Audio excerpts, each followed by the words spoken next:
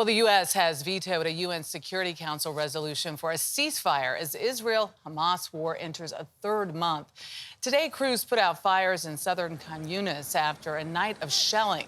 The Hamas-run Gaza Health Ministry said at least 10 people were killed there in an airstrike overnight, bringing the death toll now in the region to more than 17,000.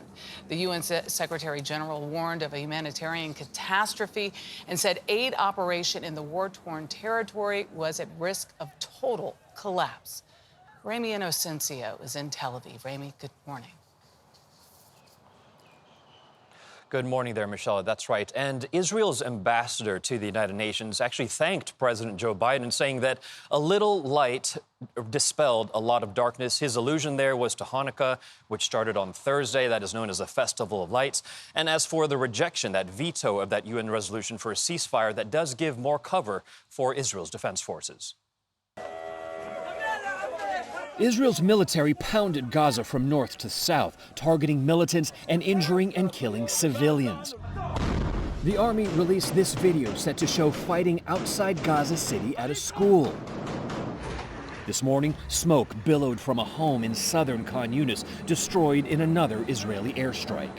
On Friday, the U.S. vetoed a UN Security Council resolution calling for an immediate ceasefire, saying it was divorced from reality.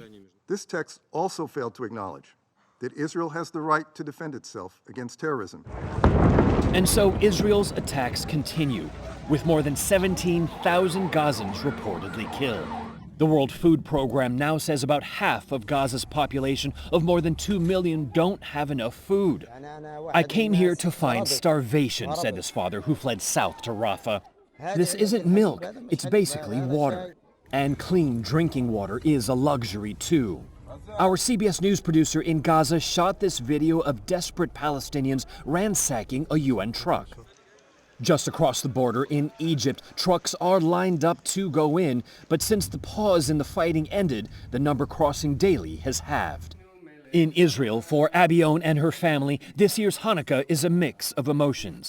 Hamas murdered an elderly relative and her granddaughter October 7th, released her cousin's 2 children, but their father is still held hostage. Do you believe in miracles? I do, because I don't think there's another choice. Knowing what's happening in Gaza, how are you looking at the tragedy? Every person there that is hungry, every person there that doesn't have home or shelter, it's heartbreaking. And it begins and ends with Hamas. And Israel's military now confirms it tried but failed to rescue hostages between Thursday and Friday. The IDF says that 2 of its soldiers were hurt. Hamas claims that 1 hostage was killed, a 25-year-old Israeli soldier. But the IDF is saying not to respond to any rumors, saying that this is psychological terror. Jeff. Ramy, thanks so much.